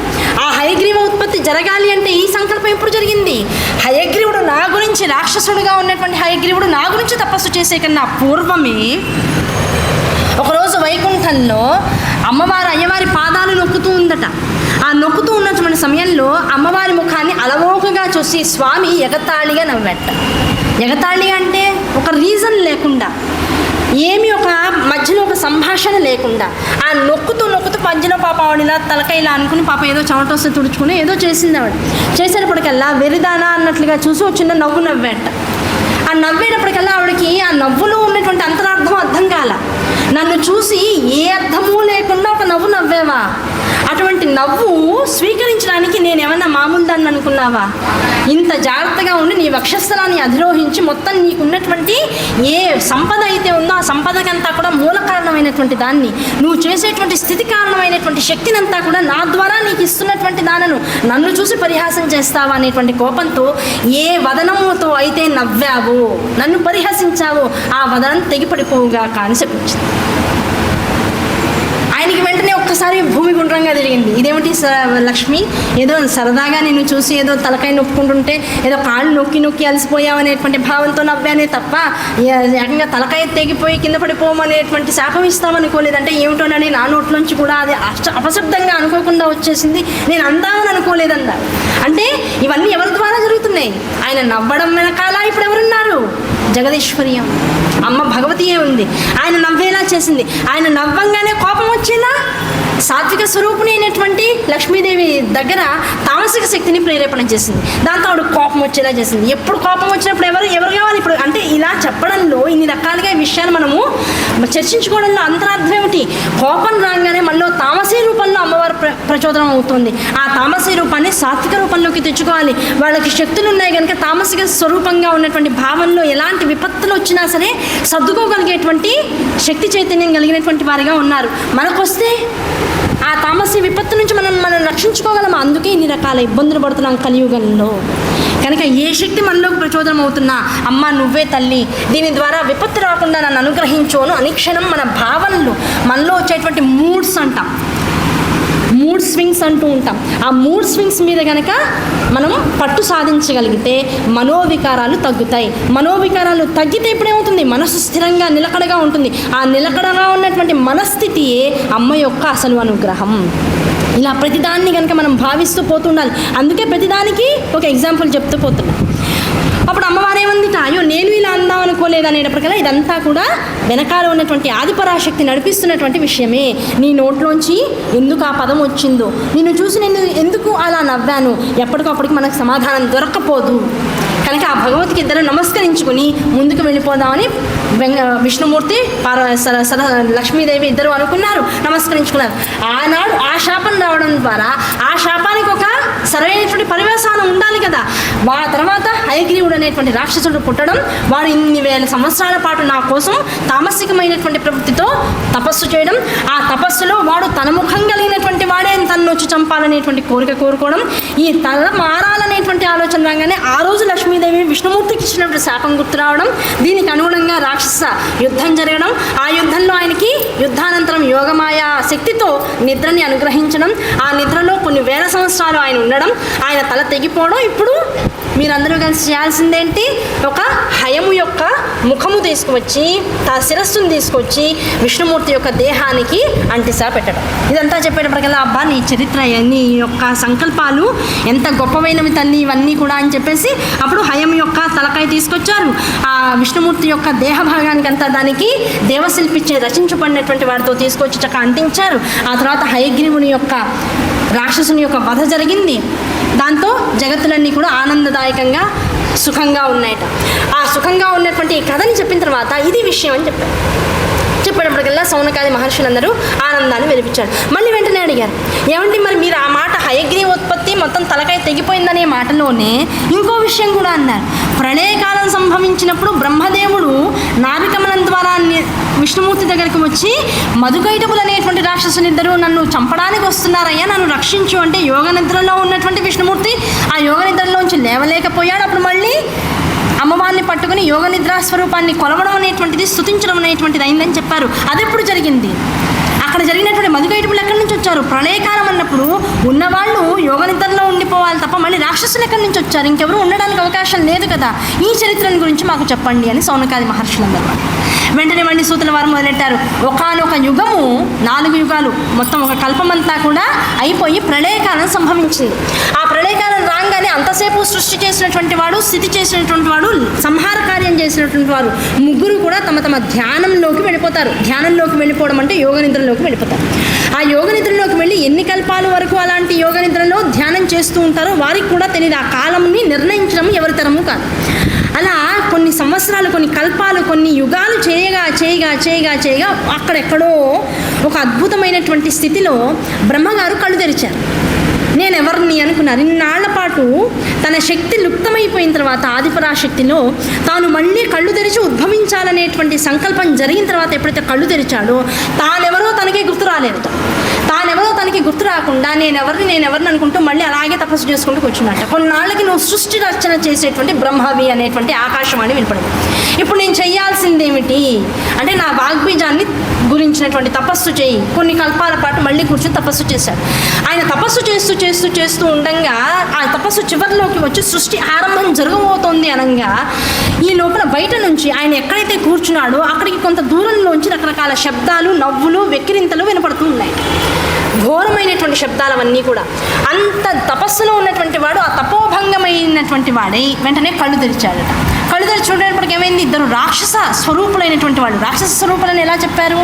నల్లటి దేహ స్వరూపాన్ని కలిగి, కోరలు కలిగి ఉండి, వికృతమైనటువంటి చేష్టలతో ఉండి, అక్కడ ఉన్నటువంటి ఆ జలభాగాన్నంతట్లో తిరుగుతూ, ఆ జలభాగంలోంచి ఈ బ్రహ్మగాన్ని చూసినటువంటి వారే ఆ జలాన్నంతటిని ఈయన కూర్చున్నటువంటి పద్మం వైపుకు విసురుతూ రకరకాల చేష్టలతో ఆయన్ని విసిగించే ప్రయత్నం, అంటే తపస్సు భంగం చేసేటువంటి ప్రయత్నం చేస్తూ ఉన్నారు. వారి వైపు చూడగానే అమ్మయ్య నిద్ర లేచాడరా అని వాళ్ళు వెంటనే ఏం చేశారట, నువ్వు ఇప్పుడు కూర్చున్న చోటు నుంచి బయటికి వచ్చి నీ స్థానాన్ని మాకు ఇవ్వు. ఇంతసేపు మేము కొన్ని సంవత్సరాల నుంచి నీళ్లల్లో ఉన్నాం. ఈ నీళ్లల్లో ఉండి ఉండి శరీరం అంతా కూడా నాచుపట్టిపోయింది. నువ్వేమో సుఖంగా హాయిగా ఒళ్ళు తోడకుండా పైన పద్మంలో కూర్చుంటావా, రా వచ్చేసి నీ స్థానం మాకు ఇచ్చేసాను. బ్రహ్మగారు అన్నారు, ఇది నాకు భగవతి ఎవరిచ్చారో తెలియదు కానీ ఇక్కడ నేను పుట్టాను. నేను పుట్టిన స్థానం నుంచి నేను బయటికి రావడానికి నాకు అర్హత లేదు, నేను ఇక్కడ ఉండాల్సిందే అన్నారు. కాదు కాదు నువ్వు బయటికి వచ్చేసా అన్నారు. బయటికి వచ్చాయంటే ఈయనేమో రాననేటప్పటికల్లా ఆయన వాళ్ళ కోపం వచ్చింది. కోపం వచ్చి ఏం చేశారు, వెంటనే ఆ తామర దేనిపైనైతే ఈయన ఉన్నాడో తన గృహం అనుకుని ఆ గృహానికి ఉన్నటువంటి తూడు ఏదైతే ఉంటుందో దాన్ని పట్టుకుని ఈ రాక్షసులు పైకి ఎగబాకేటువంటి ప్రయత్నం చేశారు. వీళ్ళు ఎప్పుడైతే తన వైపుకి ఎగబాకుతూ తూడుని పట్టుకుని పైకి వచ్చారో బ్రహ్మగారికి భయం వేసింది. భయం వేసి అంతసేపు విచ్చుకున్నటువంటి తామర కలువలు ఏవైతే ఉన్నాయో గబగబా తనింటి తలుపులేగా గబగబా మూసేసుకున్నారు. మూసేసుకుంటే ఇప్పుడు తను తెలిస్తే కానీ మళ్ళీ తలుపులు తెరవడానికి అవకాశం ఎవరికి లేదు. అంత గొప్పదైనటువంటి కమలం. అంటే బ్రహ్మగారు ఏ సృష్టిని అయితే రక్షిస్తాడో, ఏ సృష్టిని అయితే చేస్తాడో, ఆ సృష్టి చేసేటువంటి బ్రహ్మగారిని కూడా రక్షించగలిగేటువంటి అద్భుతమైనటువంటి కమలం ఉంటుంది. ఆ బ్రహ్మకమలం అనేటువంటిది తలుపులు మూసేసుకుని లోపల కూర్చున్నాడు. కూర్చుంటే వీళ్ళు దగ్గరకు వచ్చిన కొద్దీ వాళ్ళ రూపాలు చూస్తుంటే ఆయన భయం పుడుతుంది లోపల. ఆయన ఏమో సాత్వికుడు. ఆయన బాబాయ్ వీళ్ళు ఎవరో దగ్గరకు వస్తున్నారు, పొరపాటున నా దాకా వస్తే ఇప్పుడు నా సంగతి ఏమిటి? వీళ్ళు తామరతూడు బయట నుంచి ఎగబాకుతూ వస్తున్నాడు. ఈయన ఏం చేశారు, తామరతూడు లోపలంతా కూడా స్ట్రా లాగా ఉంటుంది, అంతా కూడా ఓపెన్గా ఉంటుంది స్థలం. దాని నుంచి లోపలికి కిందకి పాకడం మొదలెట్టారు. వీళ్ళు పైకి వస్తున్నారు, ఆయన కిందకి వెళ్తున్నారు. వెళ్ళిపోయి ఇది ఎక్కడి దాకా వెళ్తుందో చూద్దామని ఆ భయభ్రాంతులతో తామరతూడులోంచి తనకి భూక్షేత్రం దొరికేదాకా కూడా ప్రయాణం చేస్తూ చేస్తూ చేస్తూ చేస్తూ వచ్చాడు. ఒక కల్పం పట్టిందిట. ఆ నాభి తూడులోంచి బయటికి రావడం కోసం కల్పం పట్టిందట. కల్పం అంటే 4 యుగాలు గడిచిపోయింది. ఆ 4 యుగాలు గడిచిపోయిన చివరిగా ఏం దొరికింది? విష్ణుమూర్తి యొక్క నాభిస్థానానికి చేరాడు. ఆ నాభిస్థానానికి చేరి అక్కడి నుంచి బయటికి వచ్చి విష్ణుమూర్తి ఏం చేస్తున్నాడు? ఈయనెవరు? ఈయన నాభిలోంచి నేను బయటకు వచ్చానంటే ఈయన ఎవరై ఉంటారు? నన్ను తన నాభిలోంచి ఉద్భవింపజేసినటువంటి వాడై ఉంటాడు. ఆ ప్రచోదనం జరిగి ఈయనను నిద్ర లేపితే నన్ను ఉద్భవింపజేసిన వాడు గనక నాకు వచ్చినటువంటి భయాన్ని కూడా తగ్గించగలిగే శక్తి ఈయనకే ఉంటుంది. వెంటనే ఇన్ని అయ్యా మీరెవరో నాకు తెలియదు కానీ నిద్ర లేవండి అని. ఎంతసేపు నిద్ర లేపినా ఆయన లేవట్లేదు. దాంతో ఏం చేశాడు? ఆ పైన తామర లోపల ఉన్నప్పుడు ఏ వాగ్బీజం అయితే వినపడి నన్ను తప్పించు, నన్ను గురించినటువంటి తపస్సు చెయ్యి అనేటువంటి ఒక ప్రచోదనం జరిగిందో ఆ బీజాన్ని ఒకసారి నమస్కారం చేసుకున్నాడు. చేస్తున్నప్పటికీ ఈ పడుకున్నటువంటి విష్ణుమూర్తి లోపలే కదలాడుతున్నటువంటి నల్లని ప్రతిరూపం కనబడిందట. నల్లటి ప్రతిరూపం కనబడేటప్పటికీ ఓహో పడుకున్నటువంటిది మనిషి కాదు, ఆ మనిషిని ఆ నిద్రలోకి తీసుకువెళ్ళినటువంటిది ఒక మాయాశక్తి ఇందులో ఉంది. ఆ మాయాశక్తి నల్లగా కనపడుతున్నటువంటి శక్తిని కనుక నేను నమస్కరించుకున్నాననుకో, తనంతట తానుగా ఎవరినైతే ఆవరించిందో ఆవరించినటువంటి శక్తి తనంతట తానుగా బయటికి రావాలే తప్ప మనంతట మనము ఆ శక్తి నుంచి బయటికి వచ్చేటువంటి అధికారికత లేనటువంటి వాళ్ళం అనేటువంటి విషయం అర్థమయ్యి ఆ శక్తి నిద్రాస్తుతి చేశారట. ఆ యోగ నిద్రాస్తుతి బ్రహ్మదేవుని నోట్లోంచి వస్తుంది. ఆ యోగ నిద్రాస్తుతి కనుక చేస్తే నిజంగా నిద్ర అనేటువంటిది యోగ నిద్రగా మారుతుందట జీవులందరికీ కూడా. అది దేవి భావతంలో విశేషంగా చెప్తారు.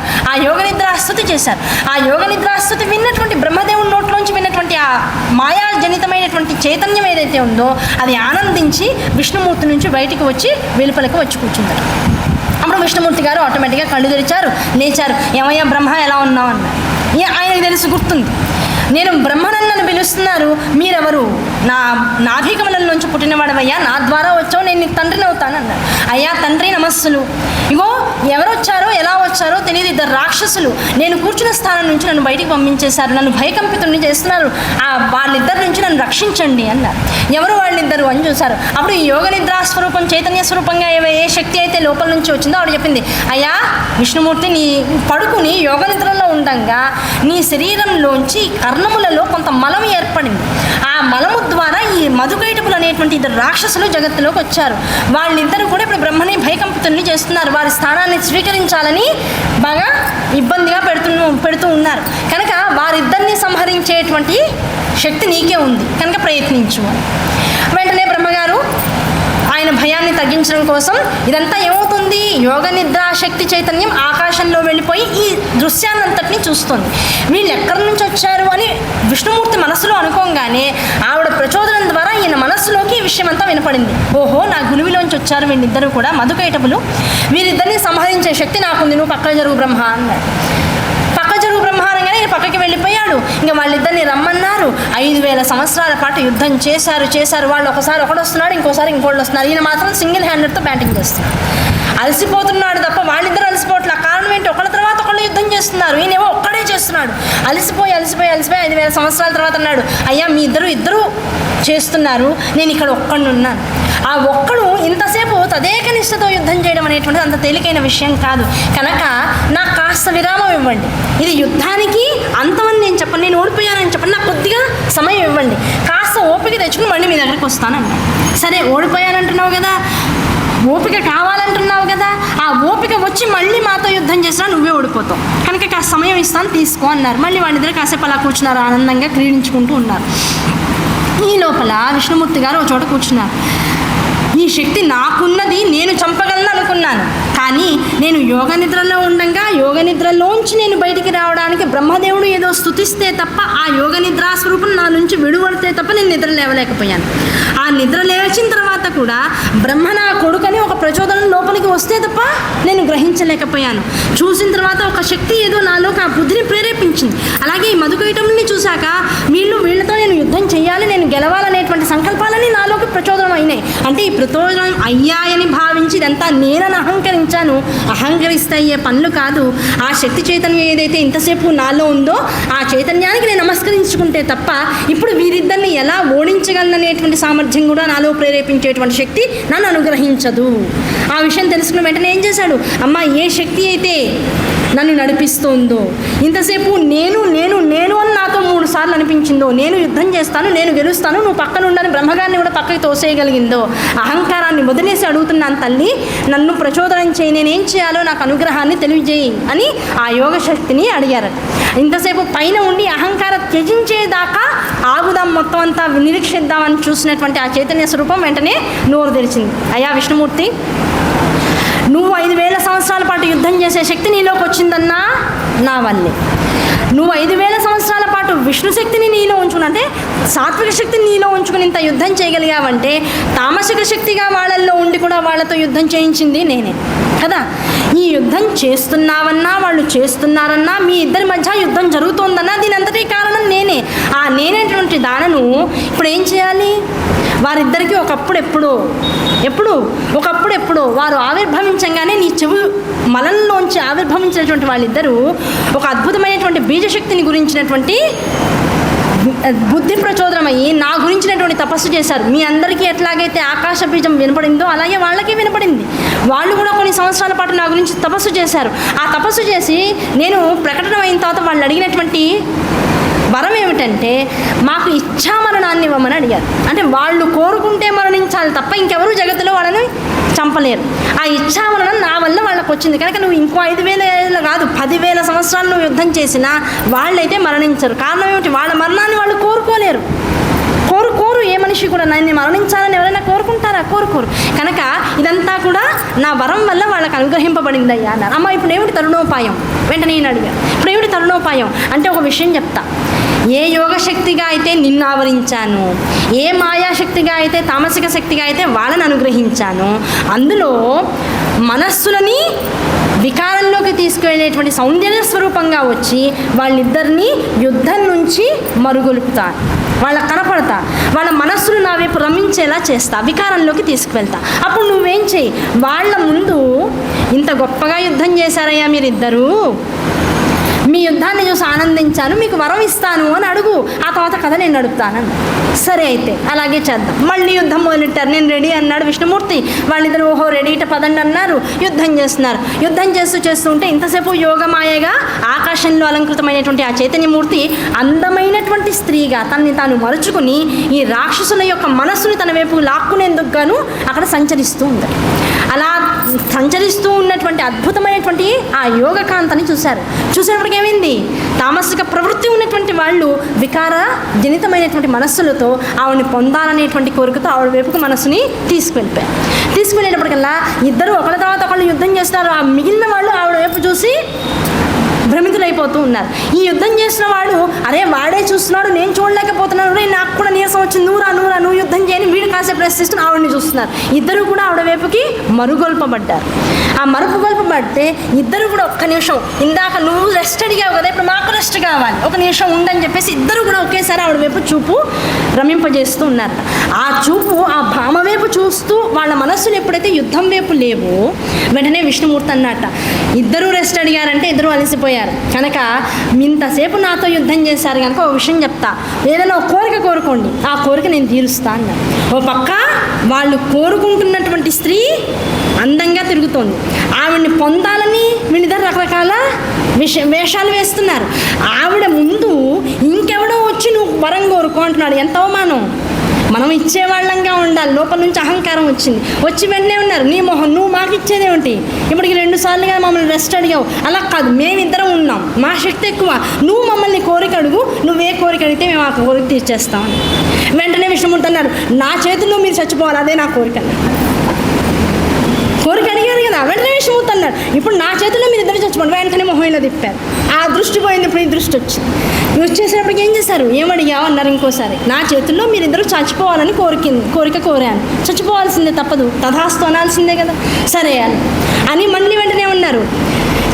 మేము నీకు కోరిక మమ్మల్ని అడగమనే ముందు నువ్వేమన్నావు, మమ్మల్ని కోరుకోమన్నావు కదా, ఇప్పుడు ఆ కోరిక మేము కోరుకుంటాం. ఆ కోరిక ఏమిటంటే మొత్తం ప్రపంచమంతా ఇప్పుడు ఉన్నటువంటి ప్రదేశం అంతా కూడా నీళ్లతో నిండిపోయింది. ఆ నీళ్లతో నిండిపోయినటువంటి భాగంలో కాకుండా నీళ్లు లేనటువంటి, తడి లేనటువంటి భాగంలో మమ్మల్ని సంహరించు, అంతే తప్ప నీళ్లున్న చోట సంహరిస్తామంటే మేము ఒప్పుకోమని. సరే అయితే దానికి ఒప్పుకుంటానని చెప్పేసి ఏం చేశాడు, కూర్చున్నవాడు కూర్చున్నట్టుగా యోగమాయాశక్తి ఆ స్వరూపాన్ని నమస్కరించుకుని ఆవిడ చైతన్యం ఇస్తే ఆ శక్తితో తన ఊరువుల్ని విశేషంగా పెంచడం మొదలెట్టాడు. ఊరువులంటే ఈ కటి భాగం నుంచి కింద ఉన్నటువంటి ఈ తొడ భాగాల్ని విశేషంగా 1000 యోజనాలు పెంచేశారు. పెంచినప్పటికల్లా రాక్షసులు కదా, వారు కూడా అమ్మవారి అనుగ్రహాన్ని విశేషంగా పొందినటువంటి వారేం చేశారు, 2000 యోజనాలు పెరిగారు. ఆ 2000 యోజనాలు వాళ్ళిద్దరు పెరిగినప్పటికీ అంతకు మించినటువంటి యోజన శక్తితో ఈయన తన శరీరాన్ని మొత్తం అక్కడ ఉన్నటువంటి స్థానం అంతా కూడా నిండేటట్లుగా బాగా విస్తరింపజేసేసాట. ఆ విస్తరింపజేశాక ఇంకా మనకు అవకాశం లేదు, ఇంకా చచ్చిపోవడమే ఇంకా అయిపోయిందని చెప్పేసి వారిద్దరు కూడా పాదాక్రాంతులు అయిపోయినారు. వారిద్దరిని తన తొడ మీద కూర్చోపెట్టుకుని తన చక్రంతో శిరస్సుల్ని ఛేదనం చేసేసాడు. ఆ శిరఛేదనం చేసిన తర్వాత వాళ్ళ శరీరంలో వచ్చేటటువంటి ఆ కొవ్వు కానీ రక్తము కానీ ఇదంతా కూడా మొత్తం అక్కడ ఉన్నటువంటి ప్రదేశం అంతా కూడా నిండిపోయిందట. ఆ నిండిపోయినటువంటి ప్రదేశం అంతా రక్తంతో కూడుకుని పోయి మధుకైటపుల ద్వారా వచ్చినటువంటి స్థలంగా వారి రక్తంతో కొవ్వుతో నిండిపోయింది కనుక దాన్ని మైథిని అనేటువంటి ప్రాంతంగా పిలిచారు. అదే ఇప్పుడు మనం అందరం ఉంటున్నటువంటి ఈ ప్రదేశం నేల. ఈ నేలలో అందుకనే దేన్ని తినకూడదు, దేనిలోంచి వచ్చిన దాన్నన్నా తినచ్చు, కానీ భూమి పైన ఉండి ఏ రక్తము ఏ కొవ్వు అయితే ఇక్కడ మనకు కనపడుతున్నటువంటి భూమి మీద ఇసుక రాళ్ళుగా ఉందో ఆ రాళ్ళని ఇసుకని తినకుండా అది తింటే పాపం వస్తుంది. ప్రపంచంలో దేన్నైనా తినచ్చు కానీ ఇసుకని రాళ్ళని తినకూడదు. అలాగే ఇసుకని రాళ్ళని ఇదివరకు ఒకప్పుడు ఈ బియ్యాల్లోనూ పప్పుల్లోనూ కలిపేవారు. అలా కలిపి వ్యాపారం చేసేటువంటి వాడికి రక్త బీజులు పుడతారట లోపల, అంటే క్యాన్సర్ పుడుతుంది అని చెప్పారు. కనుక ఆ మట్టిని కనుక తింటే మధుకైటపులు అనేటువంటి వాళ్ళు ఈ మట్టి ద్వారా మన లోపలికి వెళ్ళి క్యాన్సర్ బీజంగా మారి మనలోంచి ఉత్పాతాన్ని బయటికి తీసుకొస్తారట. కనుక ఎట్టి పరిస్థితుల్లో తినకూడనటువంటిది ఏదైనా ప్రపంచంలో ఉందంటే మట్టి, రాళ్ళు. ఈ రెండింటిని తినకూడదు అని ఆ రోజు నుంచి ఒక అద్భుతమైనటువంటి రూల్ తీసుకొచ్చారు. అలా మధుకైటవ సంహారం చేయించింది అమ్మవారు. ఎవరితో? విష్ణుమూర్తితో. ఈ కథంతా చెప్పిన తర్వాత ఇప్పుడు ఏమైంది, అమ్మయ్య మాకు వచ్చినటువంటి 2 డౌట్లు తీరిపోయినాయి, ఇప్పుడు మళ్ళీ ఎక్కడికి వెళ్ళాలి, వ్యాసుడు మనస్సులో పుత్రకాంక్ష కలిగింది, మళ్ళీ అక్కడికి వెళ్ళిపోవాలి. ఆ పుత్రకాంక్ష సమయంలో నారదుల వారు వచ్చి ఏ దేవత గురించి నేను తపస్సు చేయాలి అంటే నారద మహర్షికి విష్ణుమూర్తి చెప్పినటువంటి అద్భుతమైనటువంటి బ్రహ్మదేవుడికి విష్ణుమూర్తి చెప్పినటువంటి ఆ దేవి మహాత్మ్యం అంతా కూడా చెప్పి అమ్మవారి గురించి నువ్వు తపస్సు చేయవయ్యా అని చెప్పాడు. అక్కడ మధ్యలో ఈ 2 వృత్తాంతాలు విష్ణుమూర్తి బ్రహ్మదేవుడికి చెప్పాడు కనుక సౌనకాది మహామునులందరూ సూతుల వారిని అయ్యా ఈ 2 కథలు మాకు చెప్పి మా డౌట్స్ అన్ని తీర్చండి, ఆ తర్వాత మళ్ళీ వ్యాసుడు పుత్రుని గురించి ఎలాంటి తపస్సు చేశాడో మళ్ళీ వింటామని అంటే సరే అన్నారు. అప్పుడు ఈ 2 డౌట్లు తీరిపోయినాయి. మొత్తం కథ అంతా చెప్పేశారు. హయగ్రీవోత్పత్తి జరిగింది, దాంతోపాటు మధుకైటప సంహారం కూడా జరిగింది. ఈ 2 అయిన తర్వాత మళ్ళీ సౌనకాది మహర్షులందరూ అయ్యా ఇప్పుడు వ్యాస వృత్తాంతంలోకి మళ్ళీ వెళ్దాం, తన కొడుకుని కనడం కోసము ఇంకా వ్యాసుల వారు ఆ మేరు పర్వతం మీద విశేషమైనటువంటి అంబా యజ్ఞాన్ని, అంబా తపస్సుని చేస్తూ ఉన్నారు. ఆ తపస్సు చేస్తూ సూతుల వారు మొదలెట్టారు. ఆ తపస్సు చేస్తూ ఎంత విశేషమైనటువంటి తపస్సు అంటే పుత్రకాంక్షతో తపస్సు చేసినటువంటి వ్యాసుల వారు చివరికి ఎంత అంటే ఇంత సంవత్సరాలు, ఇన్ని వేల సంవత్సరాలు అని చెప్పడానికి కూడా లెక్కించడానికి దేవతను ఇబ్బంది పడుతున్నారట. అంతకాలం ఏమాత్రం ఇబ్బంది పడకుండా తపస్సు చేస్తూనే పోయారు. ఇంద్రుడికి మధ్యలో భయం పుట్టిందట. బాబోయ్ వ్యాసుల వారు ఏమిటి ఇంత పెద్ద, ఎవరు ప్రపంచంలో ఎక్కడ తపస్సు చేసినా భయపడేది ఇంద్రుడే. కారణం ఏమిటి, ప్రతివాడు తన ఇంద్ర పదవి కోసమే తపస్సు చేస్తున్నాడని భయం ఆయనకి. తపస్సు చేస్తున్నాడని భయపడినంతో ఆయన శివుడి దగ్గరికి వెళ్ళాట. శివుడి దగ్గరికి వెళ్ళి నాయన ఈయనేమిటి అసలు ఈ పూజ ఎక్కడ, ఈ తపస్సు ఎక్కడ ఆపట్లేదు, ఇన్ని సంవత్సరాలు అయిపోయింది, లెక్క పట్టడానికి కూడా మా వాళ్ళు రెడీగా లేరు, ఇంక ఈ తపస్సులోంచి నేను బయటికి తీసుకురాబోతే నా ఇంద్ర పదవికే ఇబ్బంది వచ్చే పరిస్థితి ఏర్పడుతోందని చెప్పంగానే శివుడు తిట్టాట, నీకు ప్రపంచంలో ఈ కాంక్ష తప్ప ఇంకేం కాంక్ష లేదా? ఆయన సాత్విక ప్రవృత్తితో తపస్సు చేస్తున్నాడు. పుత్రకాంక్ష, ఎటువంటి పుత్రకాంక్ష? తాను ఏ పురాణాలనైతే రాశాడు, ఏ వేదాలనైతే విభజించాడో దాన్నంతటినీ మళ్ళీ అందిపుచ్చుకోవడానికి సామర్థ్యత కలిగినటువంటి ఒక పుత్రుణ్ణి కోరుతున్నాడు. అంతే తప్ప నీ ఇంద్ర పదవుల మీద ఆయన కాంక్ష లేదు. ఆయన బ్రహ్మజ్ఞాని. ఆయన గురించి నువ్వు అనవసరంగా బెంబేలు పడిపోకు, అయినా సమయం అయింది, ఇంకా ఆయన ముందుకు వెళ్ళాల్సినటువంటి సమయం వచ్చేసింది, నేను వెళ్తున్నాను అని చెప్పేసి వెళ్ళి. అయ్యా, అమ్మవారి గురించి కదా వ్యాసుల వారు తపస్సు చేస్తోంది, మరి శివుడు ఎందుకు వెళ్తున్నాడు? వెంటనే మనకి దౌర్తుంది. అయ్యా, అమ్మవారికి అయ్యవారికి తేడా ఉందా? యస్సివో నామరూపాభ్యాం యాదేవి సర్వమంగళ తయో తం స్మరణాన్ పుంసామని అంటారు. అంటే ఎక్కడ ఉన్నా ఎలా ఉన్నా వారిద్దరికి అభేద స్వరూపులు. శివశక్త్యాయుక్తో కళాభ్యాం చూడాలంకృత శశికళాభ్యాం నిజతప ఫలాభ్యాం భక్తేషు ప్రకటిత ఫలాభ్యాం భవతు మే శివాభ్యాం అస్తోక ప్రకట శివాభ్యాం. అంటే వాళ్ళిద్దరిలో ఎవరు వచ్చినా ఇద్దరు వచ్చినట్లే లెక్క. ఎవరి గురించి తపస్సు చేసినా ఇరువురి గురించి తపస్సు చేసినట్లే లెక్క. ఎవరు అనుగ్రహించినా ఇరువురు అనుగ్రహించినట్లే లెక్క. ఇలా ఎవరు ఎలా మనకు అనుగ్రహించినా ఇంకా వారిలో భేదభావం చూసేవాడు పాఖండుడు అంది శాస్త్రం. అంటే విష్ణుమూర్తికి శివుడికి ఎలాగైతే అభేద స్వరూపమో అమ్మవారికి అయ్యవారికి కూడా అంతే అభేద స్వరూపం. ఆ భేదంలో తేడాలు చూసేటువంటి స్థితికి నువ్వు దిగజారిపోకయ్యా. అయ్యవారు వచ్చి ఎదురుకుండా నుంచాడు, నాయన వ్యాస కనుదెరు, అద్భుతం, ఇంత గొప్ప తపస్సు చేసావు, ఏం కావాలి కోరుకో. అయ్యా, నాకు పుత్రకాంక్ష కలిగింది స్వామి, ఆ పుత్రకాంక్షని తీర్చుకోవాలి. నేను రాసినటువంటి ఈ పురాణాలు, ఈ వేదము ఏదైతే ఉందో దీన్ని చక్కగా చెప్పగలిగినటువంటి వాడు, దీన్ని ప్రకటన చేయగలిగినటువంటి వాడు, పంచభూతాత్మకమైనటువంటి శరీర స్వరూపం కలిగినటువంటి వాడు, అద్భుతమైనటువంటి యోగి అయినటువంటి వాడు నా కడుపున పుట్టాలి, అటువంటి వాడిని నాకు అనుగ్రహించు అని అడిగాడు. తథాస్తు. వెంటనే శివుల వారు అందులో ఎట్టి ఇబ్బంది లేదు, తథాస్తు అన్నారు. తథాస్తు అనేటప్పుడు కదా ఆనందించాడు వ్యాసుల వారు. అబ్బా, శివుడు తథాస్తు అన్నాడంటే తొందరలో నాకు పుత్రోదయం కలుగుతుంది. ఈ మేరు పర్వతం నుంచి నెమ్మదిగా అన్ని చక్కబెట్టుకుని మళ్ళీ ఆశ్రమానికి సరస్వతి నది తీరానికి వెళ్ళి తన ఆశ్రమానికి వెళ్ళి మళ్ళీ అన్ని చక్కదిద్దుకుంటూ ఈ లోపల ఏం చేశాడు? నిత్యాగ్నిహోత్రి అయ్యే మరి అరణ్యమంధనం మళ్ళీ మధించాలి. ఇంతకాలం తపస్సులో ఉన్నాడు. అరణ్యమంధనాన్ని ఇంట్లో మనం ఏదైనా ఊరు వెళ్తుంటే ఏం చేస్తాం?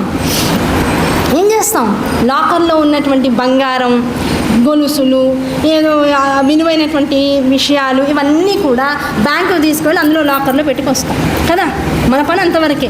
పప్పులు ఉప్పులు ఉంటే తెలిసిన వాళ్ళకి మరీ ఎక్కువ సంవత్సరం 2 సంవత్సరాలు రావనుకుంటే కాస్త అందరికీ పనిచేసి ఇంట్లో పని మనిషి కాస్త మనం ఏదో చాలా చారిటీ చేసేస్తున్నామని అన్ని దానికి ఇచ్చేసి కాస్త పాడైపోవని ఏవి కూడా ఇంట్లో లేకుండా చేసుకుని వెళ్ళిపోతాం. అలాగే ఈయన కూడా ఏం చేశాడు? మేరు పర్వతం దగ్గరికి తపస్సు చేయడానికి పుత్రకాంక్షను తీర్చుకోవడం కోసం వెళ్తున్నాడు. ఎప్పుడవుతుందో తెలియదు. ఇంతకాలం ఎలా తనకున్నటువంటి ఆభరణం, తనకున్నటువంటి ఆస్తి ఏమిటి? అరణిమందనం, అరణి. ఆ అరణిని జాగ్రత్త చేసుకోవాలి. చక్కగా దానికి ఎంత జాగ్రత్తగా దాన్ని జాగ్రత్త చేసుకోగలడో అంత జాగ్రత్తగాను దాన్ని ఒక చోట భద్రం చేసుకుని వెళ్ళాలి.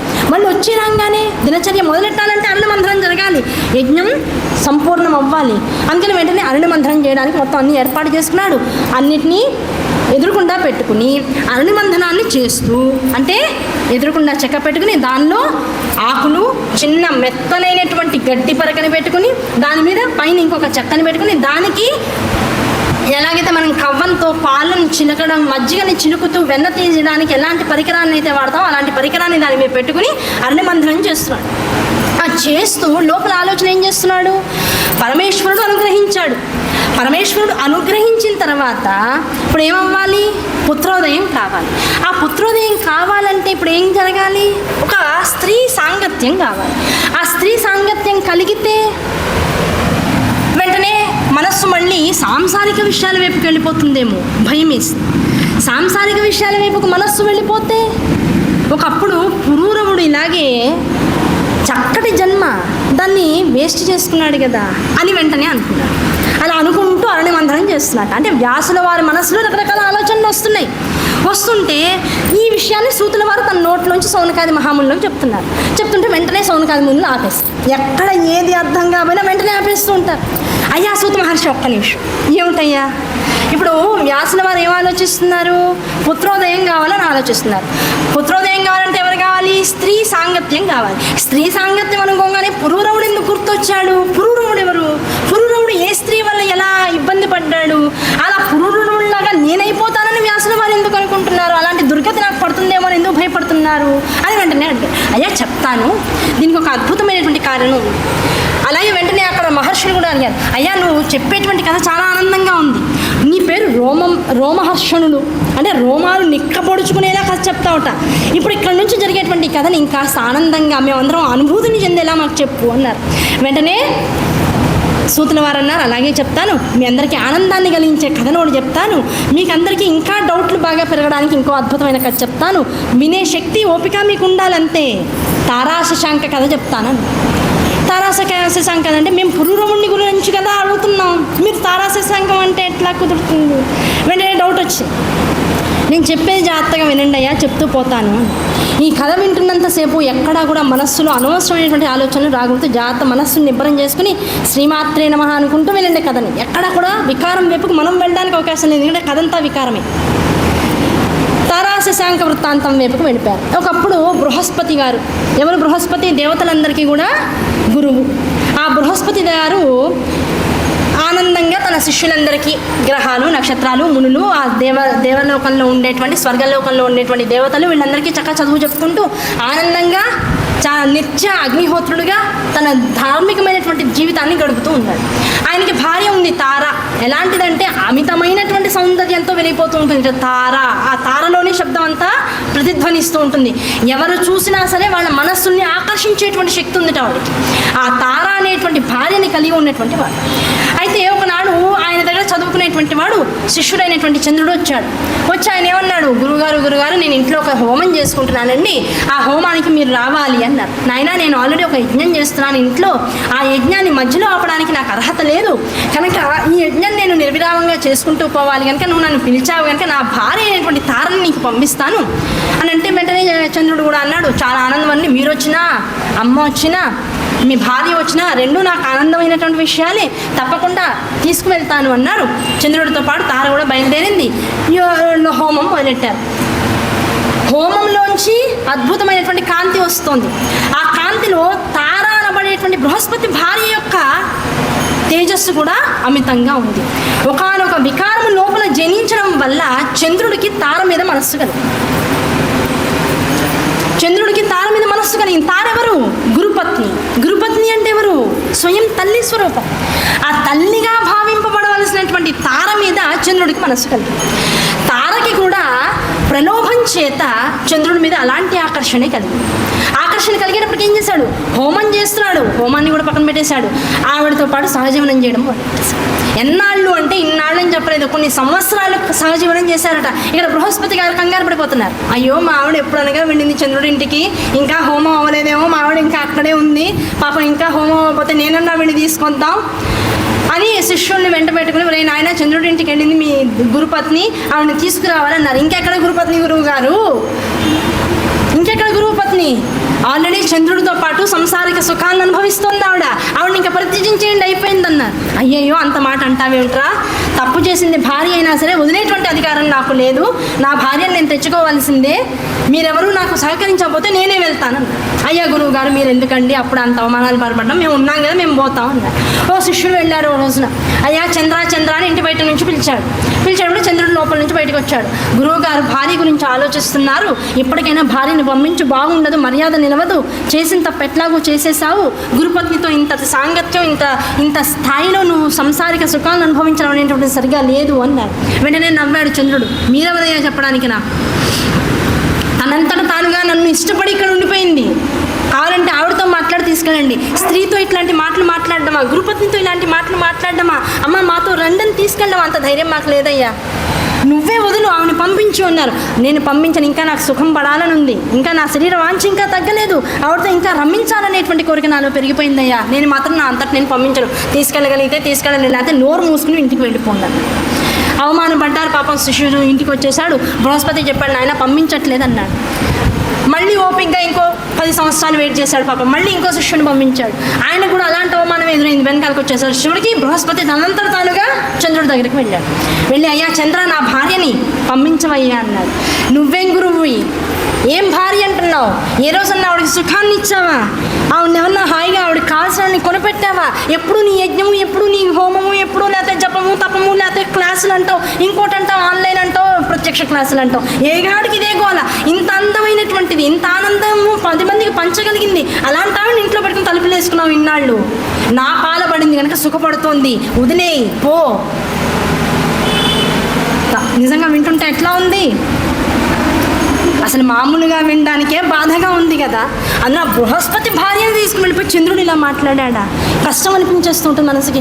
అయినా సరే బృహస్పతి అలాగే, తప్పు చేస్తున్నావు చంద్ర, ఇంకొకసారి ఆలోచించుకో. గురుపత్ని తల్లితో సమానం. తల్లితో ఇటువంటి క్రీడ సరైనటువంటి విధానం కాదు. మొత్తం భవిష్యత్తుకి నువ్వు అనాచారమైనటువంటి విషయాల్ని తీసుకువెళ్తున్నావు, జాగ్రత్త అన్నాడు. నువ్వేమన్నా అనుకోవయ్యా, నువ్వు వెళ్ళిపో. చేతనైతే నీ పెళ్ళాన్ని పిలుచుకో, వస్తానంటే తీసుకువెళ్ళు. ఆవిడ ఎట్టి పరిస్థితుల్లో నీతో రాదు. నీ పట్ల విముఖత ఉంది ఆవిడకి. నాతో సుఖాన్ని అనుభవిస్తోంది, ఉండని, సుఖపెడతాను నీ భార్యని. ఎక్కడో ఒకటి సుఖంగా ఉందనుకుని హాయిగా బతికేసేయి.